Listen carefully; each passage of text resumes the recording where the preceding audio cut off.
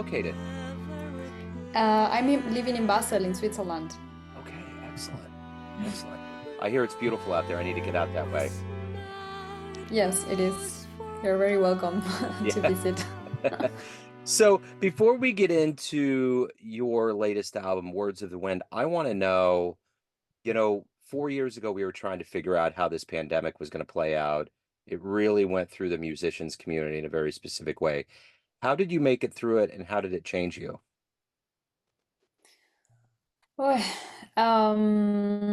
well, I was very privileged to have been living in Switzerland. I was studying. I was finishing my master in jazz performance at the jazz campus. So I was more or less secure in that sense. That I knew I would have a apartment and I would be able to survive economically to the pandemic. Also, we had a lot of support from Basel, from the city, as artists. So on that sense, I was okay. That I knew, like, even though I was losing a lot of gigs and not being able to play and all the situation that was very frustrating, of course, and very sad. I knew at least I could be okay economically. But of course, psychologically, it was super, super hard. I had a lot of, um, yeah, like hard times. Also, trying to figure out again why am I doing music? Why am I an artist? I was like reflecting a lot on that. Also, of course, on our relation with nature and with the world and as a human being. So I was reading a lot. Then it was very nice because I also had a lot of Zoom sessions where we would read together some documents with friends of mine based in different cities in Europe, but also in Argentina. I discovered some very interesting document by Jem Bendel and British um, academic and about deep adaptation. So I was very much into this thought of what values as human beings do we want to keep from this experience, from the world as we know it, that maybe we will not have it anymore. Hopefully, also like this was also a good thing, maybe like the world as we know it so far, maybe will disappear. So how we can make this transition. So I was like in this, and this actually, um, although it was very I had a lot of ups and downs. I was a bit depressed and then trying to keep the hope awake. But I also it also made me very creative. I did a lot of improvisation, also a lot of free improv things with friends at that time, also by Zoom, and I wrote a lot of things, of thoughts. This also led me to create a performance. So I have to say that it was very introspective moment for me. But of course, I acknowledge that it was also a privilege that I was in a nice environment. We could go out. It was a nice lockdown, if I can say that. Yeah, yeah. I've heard that a lot. I've heard a lot of people saying the slowdown was good and it was, and for a lot of artists out there, it was a chance to kind of catch up, to do things that you haven't had the chance to do, those kinds of things. So, talk to me about Yeah. the latest album. Was this pandemic kind of informed by living through this pandemic? What was kind of the vision for it? Can you repeat the question because there was a little cut? Okay, I was just saying the new album, what was kind of the vision for this album? Was it kind of a part of living through the pandemic or how did it come together? Actually, my second last album, Lo Abismal el Agua, that means the abysmal water, was really much more connected with that experience going through the pandemic, but also with my personal experience as migrant from my journey from Argentina to Switzerland. So that I started from Argentina, I continued in Switzerland, and then it was a pandemic, so it also ended. I ended recorded it during the pandemic, and also the title, like everything made sense after the pandemic because this the message of the album is about resilience and my second last, the Lo abismal el agua. And this hexagram, this figure from the 18, where I took the name and the concept, the abysmal, the water, is exactly that. Like from very difficult situations or things that make us feel in abysmal in abyssai. How can we be more like water and be resilient and trying to go through these experiences. But this one, Words of the Wind, was more a kind of experiment where I wanted to know who am I more as a composer, not so much as a singer-songwriter side, or but I wanted to explore how how could I write for different ensembles, also to work with text. This is an album where I work with text from poets, from female poets from different backgrounds and styles. So I was very curious to see how these words and these worlds from each poet could inspire me in different directions. So this was more or less the spark for this project. So what are you hoping the listener gets from this album? Well, I think, and this we could relate to the pandemic.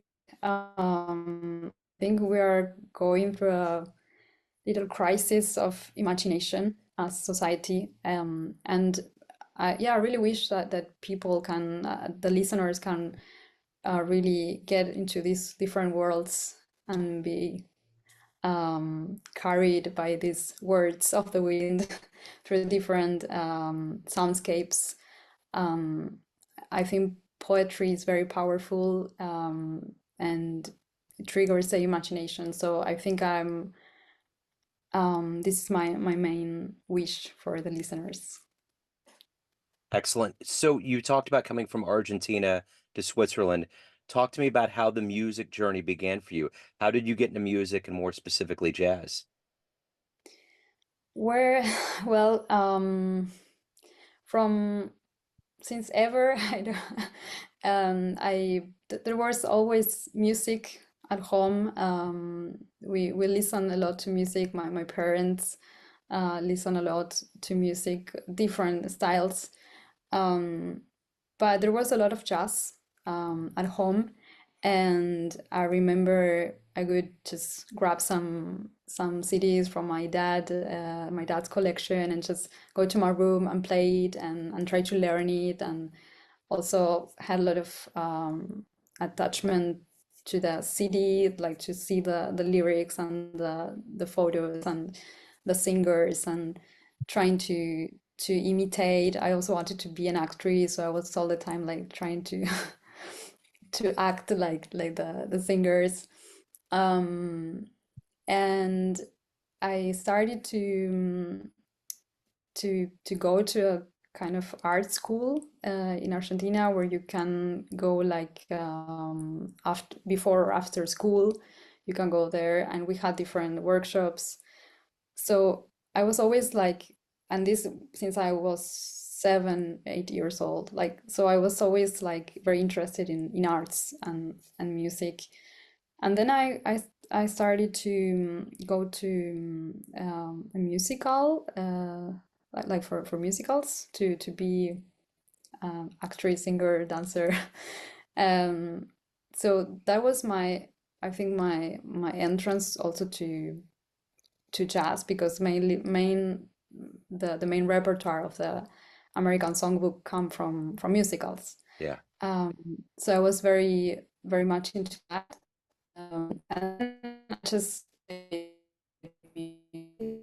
I decided I wanted to become a very good singer and a very good jazz singer. Now it's a bit different. What my desired went to a slightly different direction, but then I just went to I did like kind of a bachelor in vocal jazz in Argentina. Um, yeah, and then I kept with. I mean, I still was doing some um, act acting classes and dancing, but never consider myself an actress or a dancer. I just wanted to become a good musician. So, what do you like the best about being a professional musician? Uh, it just catch me in a day or a week where I felt so frustrated about the everyday part of what I hate of being a musician, which is like write email, thousands of emails trying to get gigs. Yeah, but what I like, that was the question. Yeah. Well, I think first of all, it's very important to be able to dedicate your life to what you love to do, and in my case, it's music. I cannot imagine me doing anything else. So, um, and yeah, I love it. I just love to create worlds with sounds. Love to make music with other people. The communication from music, I think it's amazing. It's something very magical somehow that you can communicate with. I know it's a very cliche thing, but it's true. You can communicate through music, no, no matter the culture, the language, and this is very nice. And I also love to perform and to create these parallel worlds or moments of sharing, creating community between performers, audience, and this exchange, and to try to create more sensitivity in today's world, which is important, I Yeah, think. absolutely. So, if anyone wants to pick up the album, they want to see you live, any of the good stuff, where do they go?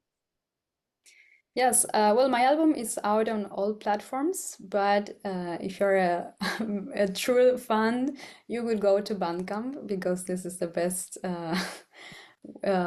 platform that we have so far, the most fair one. So it's on Bandcamp. So you just Google Luciana Morelli, or you go to Bandcamp and it's there. And all my upcoming dates are also available in my website. You can see it there. We're gonna have some concerts in Switzerland this autumn, and then some upcoming concerts next year in Germany, some in France as well. It's in the making, but that's the plan. So we have some concerts in those countries. Excellent. Luciana, thank you so much for your story. Thank you for your time. Best of luck with everything. I appreciate it. Thank you very much. Thank you for listening and for the space. Yeah, absolutely.